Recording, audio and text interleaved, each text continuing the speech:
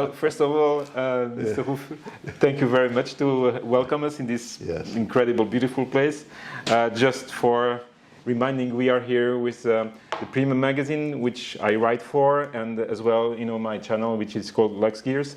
And for us, it's a pleasure to have the opportunity to come to this place and learn about this very nice story. And maybe to start, if you could just remind us how RUF started almost 80 years ago, right?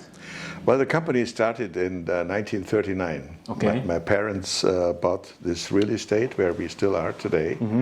And they started, or they had the vision and the plan, but then the war came. My father became a soldier, so he couldn't really start in 1939, but the plan was made, and the real estate was purchased. It was a house here from a private banker in Pfaffenhausen. And it was a villa, and it had a beautiful park around.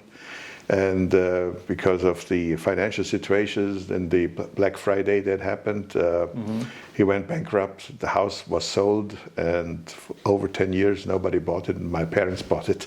Wow. And they had a vision using the park as a place for industrial area. They wanted to build a car garage and a gasoline station, and this is what happened. So petrol station happened, the car garage happened, and it was built in the late 40s. And the car garage was all brands? All brands. At that time, it was the time of improvisation, because my father tried to make a vehicle out of leftover pieces from the war. And because nothing was available at that time, it was all improvisation, And so this is an interesting time. And I was born in 1950, and I grew up in my father's garage, and I was able to see all the things that he was doing. And that, of course, that was something that I registered in my head. And I think it helped me in the later career not to be afraid of big things, because he always did big things, at that time. It's all relative. Like he built in the 1950s his own bus, a RUF tour bus. And as a child, I was able to see how he did that, and I saw how the bus was running later. So that these are things that motivated me to do big things too. Like you realize that nothing is impossible. Exactly. That was my attitude. Good. And just for the record, have you got a technical background, or? Well, my technical background was basically the roots, the place of my father. Really? Yeah. Wow. So hands-on. Hands-on, because as a child I already helped, and I learned, and I understood. And then, of course, later I studied. I went through school, and I went through a complete educational program to become a Meister, a German Meister. Those are the people that are more hands-on. And I did also some engineering studies, so I had, I think, enough experience and understanding to do what I'm doing today. That's good. Yeah. It's a good mix, right? Really. It's a good mix. The real work with the background technology. The hands-on is very important. Yes. Yeah. The hands-on is very important. So. Coming back, you probably want to know, how did we end up with Porsche? How did that go? Yes, that of course. Very interesting. That was in 1963. My father drove his own built bus on a November day, and he was overtaken by a Porsche 356 Karmann hardtop. And the driver, in the overtaking process, after he tried to move back to the right, he lost control of the car. He started to wave, and then he ended up in the ditch and tipped over the car 3 times. And my father stopped and looked after the driver, and thank God he was okay. He had a couple of wounds and from the glass. I took him to the hospital to make sure. And he said to him, "Look, I have a car garage at home. Don't worry about your car. I will pick it up. And when everything is quiet and calmed down again, we talk what we do with your car." Good. Yeah. That's a nice service. The full package. So a couple of days later, my father bought the car from the gentleman. And then we fixed it, and it was our first Porsche. Good. And we enjoyed this car, and we loved it. And after driving it for almost a year, we were in Munich, in the famous Leopoldstrasse, which is sort of the Champs-Élysées of Munich, you know. And So we were there at the red light, and a young man comes and he gesticulates. He says, "Oh, I want to talk to you. I want to talk to you." And we rolled down the window and said, "Okay, fine, we'll stop over there." He was a student, but at the same time he was dealing in Porsche cars. Okay. And so he made his extra money by brokering Porsche cars. And he said, "I want to buy your car." Why? Was it any special, or? Yeah, it was special because it was a Karmann hardtop, in the English language known as the notchback. That was the nickname for that car. And that car in Europe hardly existed. Okay. Because most of them went to the States as an export version car. And so he said, I buy your car. We went to a small coffee shop and we talked about the car. He had a look at the car. And my father picked a relatively high number. We were not prepared to sell the car. Yeah, right. You wanted to keep it and he said, try. I said 11,000 marks, which was a lot of money at that time. And he said, "Yes, I buy it. It's okay. Come with me. I have the money in my apartment." So we went to his That's a little bit suspicious, right? Well, today you would be, but at that time, not so much. Okay. We went to his apartment. He had a candy box. Okay. Pralinenschachtel, we say in German, a candy box, and he had the money there in cash. He gave us 11,000 Deutschmarks. We had no car papers, we had nothing because we were not prepared to sell the car. And on top of all, he trusted us, because RUF at that time nobody knew. I mean, if somebody would give me an amount of money and would trust me, I would understand it today because we are a reputable company. But at that time we were a nobody. We were in a small car garage in the country. And so the gentleman gives us his Porsche 356, allows us to drive home in his car, and we had the money for the Karmann hardtop.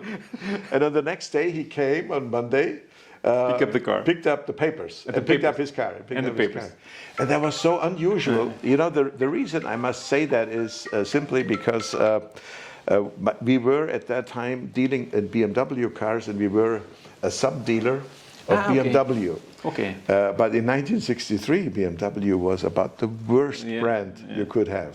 You had Isetta or you had the big V8. Yeah. There was nothing in between. The 1500 was not even born yet. Yeah. And the 507 was. The 507. Yeah. Who would buy a 507 in Germany? At that time, a handful of people. Yeah.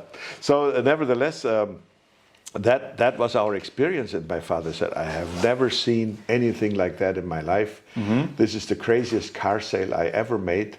These Porsche people, they must be crazy." And it was the beginning of Porsche, like the 356, and the 911 was just going to go out that year, right? Yeah, and you must not forget that Porsche was also a very young brand. Yes. At that time, they were just 15 years old.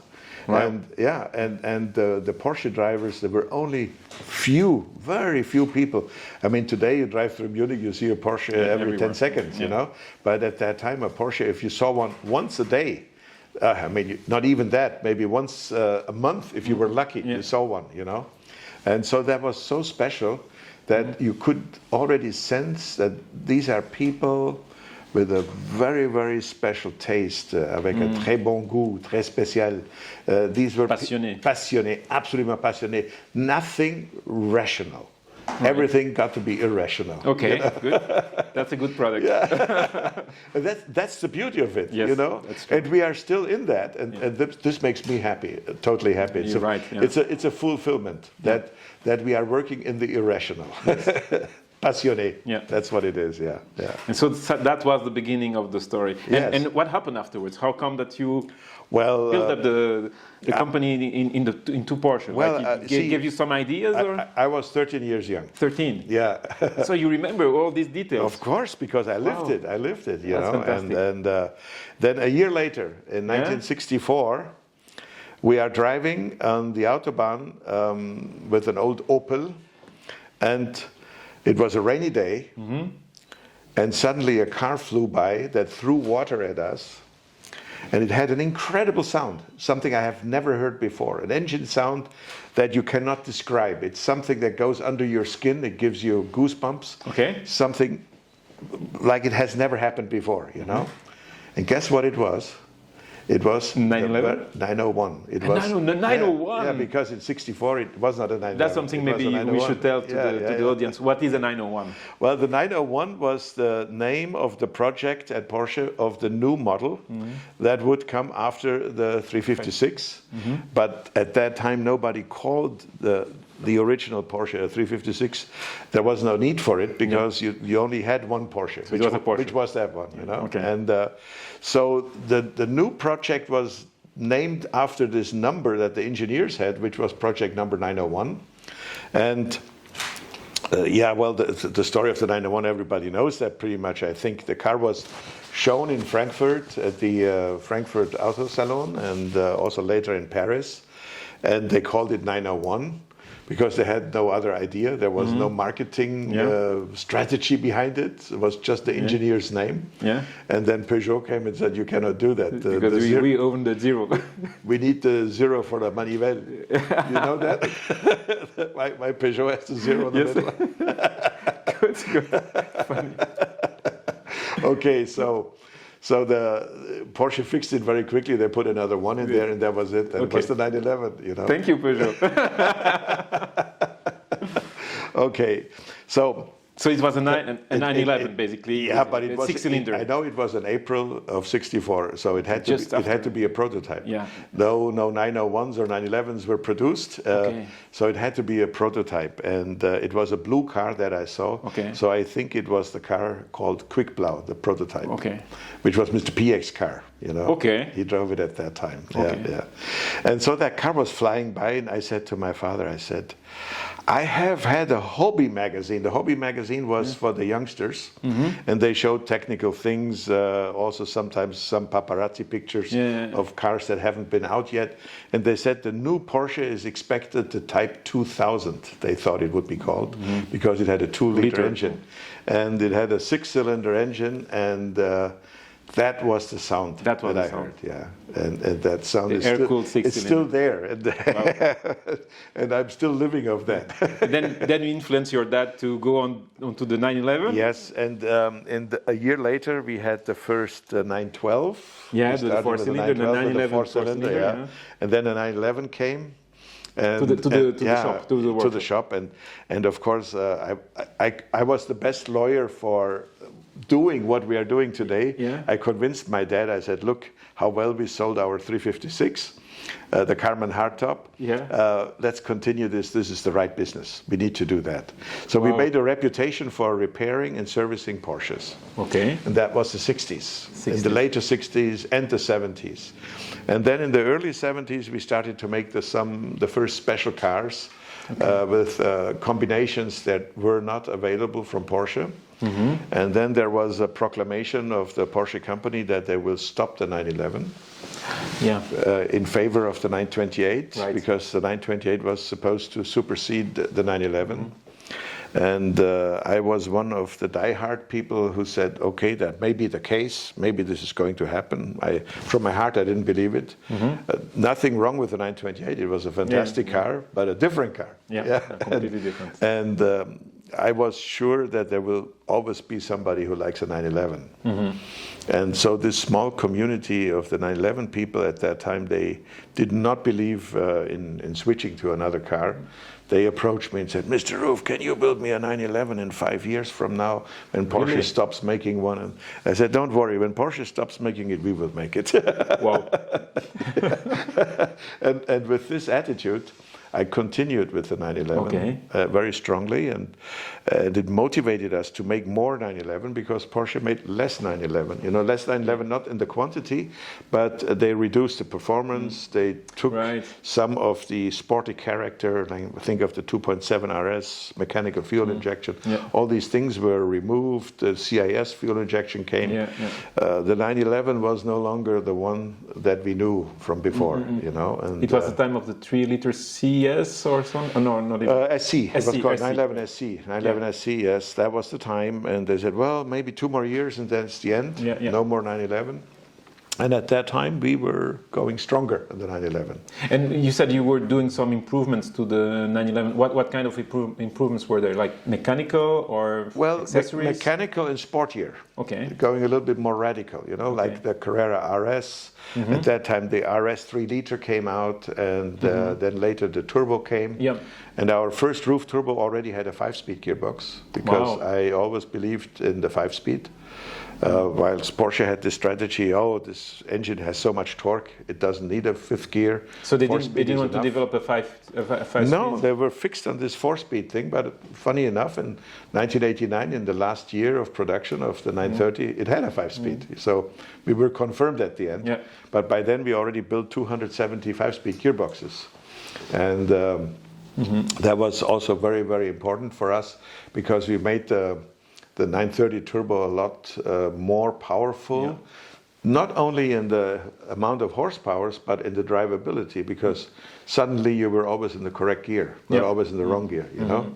Because that was with 4 speeds, it was very difficult. Especially at the time with the turbo lag that you had. The turbo lag didn't help. Yeah, sure, exactly. And just one question out of this that just came to my mind. Did you ever go into racing? I don't think so. No, we stayed away from racing. I see racing as a very important instrument for the big car companies, because it is the place where you can develop new things, and you can be with new inventions. It is happening on the racetrack. This is definitely the case. But I always felt that we are too small of a company to go racing. Simply, the best people, the handful of people that you have that are working on your customers' cars, they would suddenly be working on the race car. And it goes from one weekend to the next weekend. That means that then it becomes addictive, it becomes like a drug. And then you say, this time it was only that fuel pump that we didn't win. But we are fixing the fuel pump. And next weekend you don't win because a gear broke or whatever, you know. There is always something that is wrong that you're not winning. And all the rest of your business you're not concentrated on is going down. That's why I stayed away from the racing. That was one of the main reasons. And I was also fearing death, that there could be an accident, a horrible one. In one of your cars, and he didn't want I have lived through one. That was Gerhard Mitter. I've seen how that happened. I was 19 years young when he had this accident with a Formula 2 car at the Nürburgring. And Gerhard Mitter was a very, very successful racer on Porsches. And he had a Porsche dealership back home, and he had also a tuning shop. It was a very successful business. And everything went down the drain after he died, you know. And that was one of the reasons why I said, no, we stay away, we stay on the road. That is dangerous enough. Yes. Okay, yeah. So those were the years in the 70s. Then we moved into the 80s. And then in the 80s, we changed that our cars that we built that would have been heavily modified Porsche cars, we switched that, we made them RUF cars. That was also an agreement with Porsche. Okay, so you became a manufacturer. Our own entity. Okay. And then we had our own chassis number. Okay. And these were always very few cars, sometimes 15 cars per year, sometimes 20. And in average now we are building about 30 cars. And in the future we hope to make it to 50, which is still not many. But the market shows us how appreciated these cars are. And it's amazing what kind of prices these cars get in auctions today. That's really very, very good to see for us. And just at that time, that's when the famous CTR came out? The CTR came out in 1987. And I must go back in the book a little bit before that. In 1984, we were invited to go to Erlesien, and that was the Road and Track World's Fastest Cars, Volume 1. That was the first event. Okay. And I drove there with a narrow-body turbo BTR. Okay, so I'm mixing up with the Nardo one, which is after. Nardo let's park Nardo. We are staying now in Germany. And we are in Erlesien, which is the research track from Volkswagen. And that is a track that goes 6 kilometers straight. And then a banking with a very beautiful speed limit sign. You know what it says? 220. 220. I love that speed limit sign. Yeah. Unfortunately, I couldn't take a picture because you cannot have a camera when you're there, you know. Yeah. And so you go this 220 through the banking and then you accelerate again. Yeah. And that track was used for high speed the first time under the development of the 917. Okay. You know, and so we were running the speed test and did a very good number, 306.4 in that car. That was the first time that of the supercars somebody ran 300. That was a new sensation and a new record. Just for the record, the reason to take the narrow body was to have better aerodynamics? Yeah. Yes, aerodynamics and speed. Okay. Yeah, yeah. And that was with a 5-speed gearbox, and it was the 374 horsepower engine that we had at that time, which was based on the 930 engine. Okay. And so the next fastest car was a Ferrari with 275. So it shows you also the difference. 30 kilometers difference, like 10%. In that high end, you know, because that was a big gap. And funny enough, they had a speed indicator. Yeah. You know, with these flaps like they have in the airports. Yes, yes. Clack, clack, clack, clack, clack, you know. Today it would be LED, but at that time they had those. And it only showed 06.4. Okay. And because there was no 3 foreseen. The 3 was rusted. Was stuck. Never used. No. Last time with the 917. Okay. Long time ago. It was, sure. That was a long time. 69, 70, right? Yeah, that was 14 years ago. Wow. So so what happened is Paul Frère, who engineer, you know, he drove the car in Phil Hill. Those were the 2 drivers. And Paul Frère made notes on his hand palm, you know, he wrote down numbers. And he was stopping the speed with the stop clock and did the standing kilometer in order to calculate it. And he said, in my calculation, it says 306.4 is correct. It cannot be 06.4. It can also not be 206.4. So that was a funny little story. Very nice person, Paul Frère. I had the privilege to meet him once. Did you really? Yes, yes. Okay, yeah. We will make another story of it, but just for the record, I met him because I own an old Mazda RX-7 twin turbo. Oh, okay. And that he gave me in 95, 96, he gave me a beautiful book about this car, but we'll make another story of it. But this person is fantastic. He's fantastic. Yeah. Paul Frère is, we made friends on that event in 1984. And he was very critical with me, you know, because he was very, of course, you could call him, he was an engineer from Porsche. Almost, and he participated to the development. He participated. He had the development cars always, and so on. And an excellent driver and an excellent engineer, to say the least. Being a journalist of the Grand Class and old school, of course. And he won Le Mans. And he won Le Mans, of course, for Ferrari, the first time for Ferrari. And he won the Porsche class winning in 1954 in the 550 Coupe. I didn't know that. No, for Porsche. First winning, not alone. There were 3, of course, but he was in that group, you know. And really a gentleman driver. An excellent gentleman driver. And so he asked me, so how did you make that 5-speed gearbox? And he wanted to know how I did it. And I took a napkin and I made a little sketch and I explained it to him. And then he said, oh yeah, that makes sense. Now I understand. And then we became friends. Ever since it was friendship. It was amazing, you know. What we did in all the years, it was a wonderful time. And I visited him 1 week before he passed away. And I was several times in his hospital where he was in Vence. And he's the greatest hero for me. I must tell you that for me as well as a hero, I read some books from him, and his life must have been fantastic. You know, being able to be a famous race driver, a famous engineer, participate to the development of a 911. That's fantastic. And then be a great journalist as well. Yeah, great journalist. And a very nice person. You know, how this happened that I met him, I sent him just a letter telling, well, you know, I bought this car and I'm looking for technical information. I know that you've been working with Mazda. Can you give me some information? He called me. He called you? He called me and said, I have a book. Please, let's meet in Brussels at my daughter's place. This is Paul. Fantastic. So we were talking about RUF, not Paul Frère, but that was so nice. Yeah, but this affiliation. Yes. It for me, it's a, how can I say? It's a duty to say it. Yeah. You know, I feel like I have to say it because the people who heard about him and learn about him, he should be. He's a monument. He's really. And a witness of a very, very important time in the development of automobiles. Yeah, absolutely.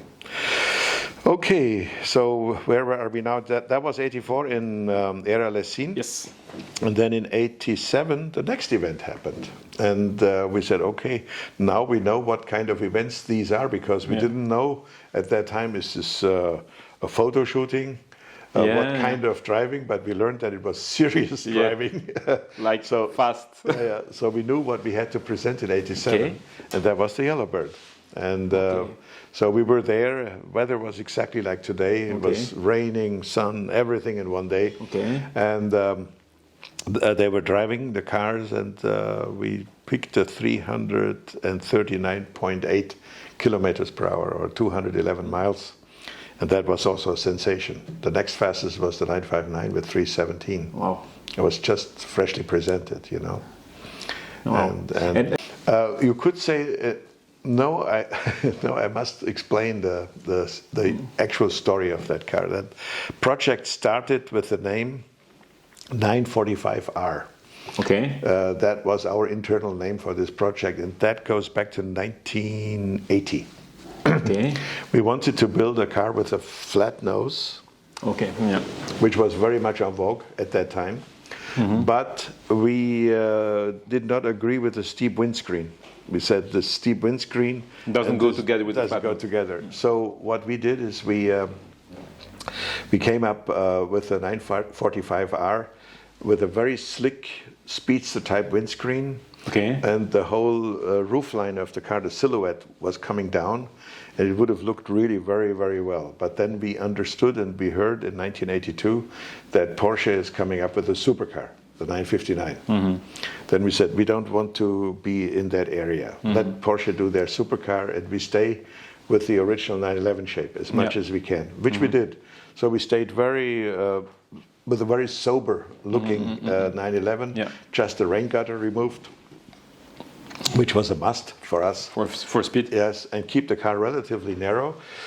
Put a bit larger tires in the rear wheels with a 10-inch by 17 wheels. And to cope with the torque and power. To put the torque on the ground. And make the fender flares in the same style like the Carrera, but 1 inch wider. This is what we did at that time. So the drivetrain was the idea of the 962. 962. Yeah. Okay. It was a twin turbo. Yeah.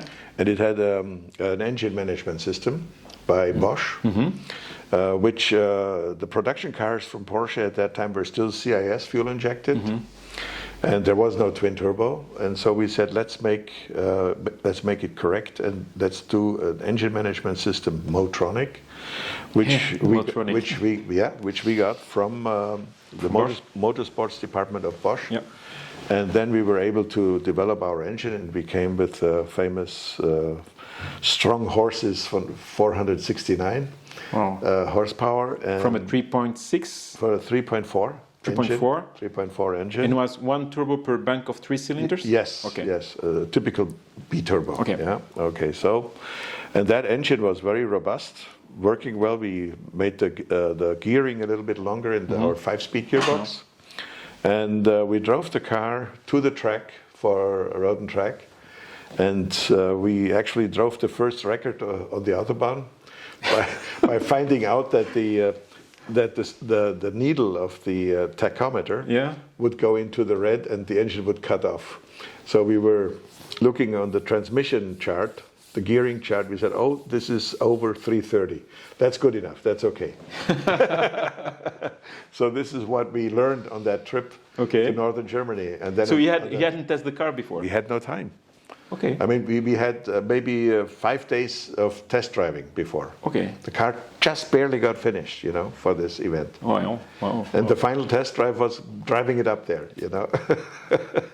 So That was really a strike of luck. Everything worked well. But we knew that the engine was solid because the engine had many hours on the dyno. Okay. On the dyno, we knew that the engine is very strong. On one of the two dynos that we saw?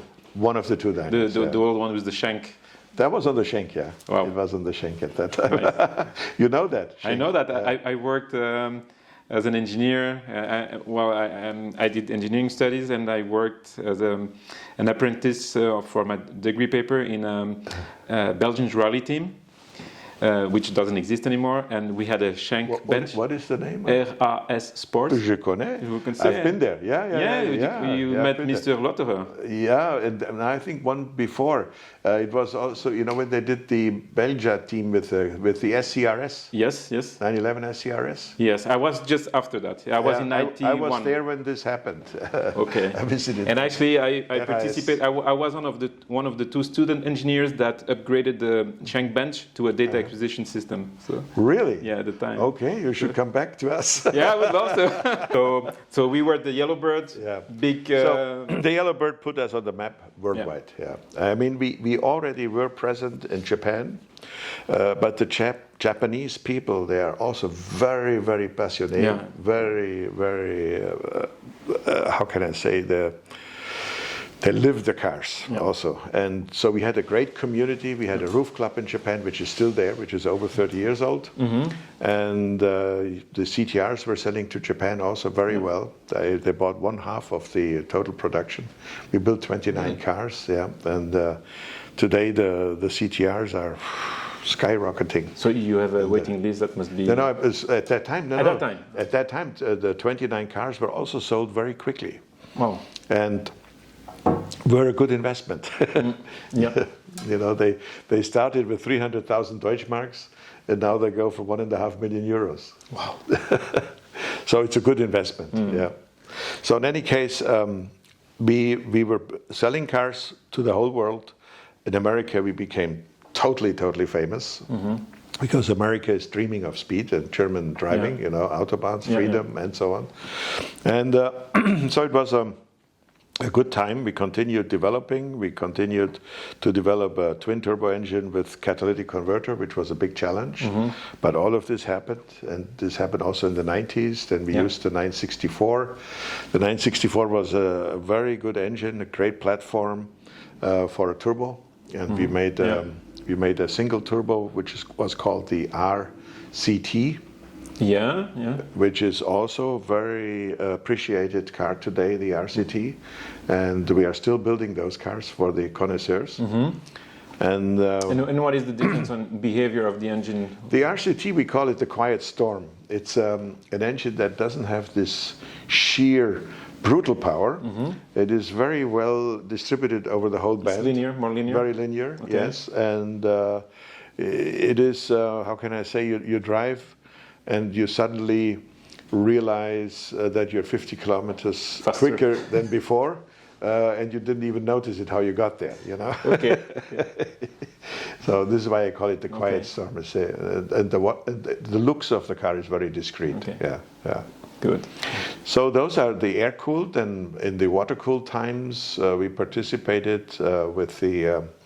We made a compressor version of the 996 and 997 cars. I want to ask you about that later because I have a 997. And so I would be interested to know what kind of modifications I can make to it, but later. It's no longer in the program. Oh, no. That's too bad. Puppy. Okay, in any case, the Metzger-based engine that you see here, this is the 130 horsepower Metzger engine from 1965. The Metzger-based engine became water-cooled and was, of course, always the better engine, the one that you could do more horsepower because it was stronger, it was more rigid. And that engine was our base for the turbocharged versions. And we made the R-Turbo, which was a very powerful, very good car. We made then the 997 based RT12 because it was the 12th generation of a RUF turbo. Okay. Yes, and we made the RT12 up to the highest level, RT12R with 800 horsepower. Oh. Two-wheel drive or four-wheel drive? Four-wheel drive. It's a very, very powerful car. And but of course the weight of the cars got heavier and heavier. So with the next step, I said we have to use our own body, because I don't like these heavy bodies. We have to reduce the weight, so we have to go back to the old roots. And this is what we ended up making, the new CTR and the new SCR. So that's you already studied the car today, I guess. Yeah. So that's really something very interesting to me from an engineering standpoint. Is that basically you said, well, I need a lighter car, so let's use modern technology to have a light chassis. Is that, can we say that? Yeah, absolutely. We wanted to start from the bottom and use the elements and components that are the prime elements for a super hypercar today, but give it still the original look of the Yellowbird. Yeah. Did Mark explain to you the design differences, what we have in our cars, with the doors, by lengthening the door? No, not the doors lengthening, no. I will show you, maybe we can do that with the running camera. Okay. Okay. I'm sure we can do that sometime before you're leaving. Yeah, sure. So the new CTR is really the car that you park somewhere in the street and somebody will walk by, oh, beautiful, restored older 911. And the owners of the car, they love that idea that people see it this way also. And the car feels light. And you have this great feeling of this interior where your neighbor is still close to you. You accidentally touch him. This is the old 911 feeling, you know, because tiny the car was narrow and it was a tiny car. So I recently test drove a 993 versus my 997, and it's incredible how tiny a 993 is. And so the CTR gets the same dimensions, or it's exactly, the glass house is exactly the same. Really? It's identical. Okay. The only thing that changes are little design clues outside, and then of course the appearance of the lighting system. We have a modern light, and these things you see the differences. But the first glance is, it's a classic. The proportions are the same, like the height of the car. The width is a bit wider. It's wider. Let's say we fixed the proportions again, because we extended the wheelbase. The wheelbase is the same like the 997. It's 70 millimeters longer. We moved the front axle 20 and the rear axle 50 millimeters. Okay, and the engine is still at the same position or a bit further to the... A little bit forward. Forward, so for weight distribution. Better weight distribution. Yeah, exactly. So is it better than the 997 on weight distribution? Yes, it is slightly better. Good. Yeah. So basically, you have a main monocoque, carbon monocoque chassis, then with front and rear tubular? Tubular cradle. Okay. Yes. Good, and that's race car technology. That's it. And double wishbones? Suspensions? Suspension, you saw double wishbone, front and rear, push rods, and inboard rocker arms, and inboard shock, and spring assembly. Wow. Yeah. And so how does it feel driving this against like a real 911? It's completely different, or?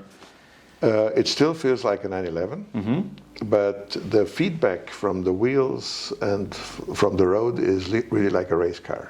Okay. It feels more like a go-kart. Okay. Do you still have silent blocks, or is it uniball or? Uniballs. Uniballs, yeah. So that must be really very precise. It is very precise. Not too much noise with the carbon monocoque and uniballs? No, I think it's bearable. It's okay. Yeah. Good. And the engine, tell me about the engine, because well, the engine is what we had from before. But it's your engine. It's our engine. Now it's our engine. We put all the things we learned over the years, and we brought it into our own engine now. It's so it's your block. It's our block. But again, the idea of the whole layout is still the Metzger language. Yeah. Okay. And so we are talking what is the power? Twin turbo on the CTR? It's a twin turbo, 710 horsepower. And torque? 3.6 liter displacement. Yeah. And 900 torque. Yeah. It's very powerful. Two-wheel drive? Yeah, two-wheel drive now. Wow. Yeah. Wow. Okay. And can you disengage everything? I mean, do you have traction control? We have ABS. Yeah. And we have a traction control, yes. ESP? Only minimalistic. Okay. Only minimalistic because we wanted to keep the car as a driver's car. And a true driver's car. Body full carbon? Body full carbon, yes. The skin also, the whole head. Yeah. Okay. Fantastic. All right. So wait until we drive it. Yes, and just to end, what is your vision for the future? Well, the vision is that we want to maintain a program of building such cars for the future, to continue. Something very basic, true to the soul. Analog. Yes. An automobile with soul. Yeah. What do you think about these regulations that are coming? Will you be able to avoid that? I hope that we will find a niche that there are in this world still enough car lovers that say, yes, let's build them 100 cars. Oh, what does it do? How much are they going to drive per year? Yeah, you know? how much CO2 that represents? Yeah, I mean, even in America they learned that. You know how strict the American regulations were. They have a show and display regulation, 2,500 miles, so you're exempted. You know, why not? Yeah, those cars are not even driven 2,000 miles. That's true. Not even 200. You know. So imagine if our watches would have an emission coming out, you know. Stop all watches, right? Yeah. Stop building watches. Yes. No, it's a good point. No, really, I think you are a very good example of passion for this beautiful product that is the automobile, and I think it's really important that we keep this passion. And that it's part of our history because it is. Cars are really part of the history. They allowed us to improve our industry, and so thank you very much for this very nice interview. No, thank you. And I hope the test drive will be fun. Okay, thank you. I hope the viewers will like it too. You know. Me too. I hope that you guys will enjoy this very special interview. It's all about passion. Yes. Okay. Thank you. All right.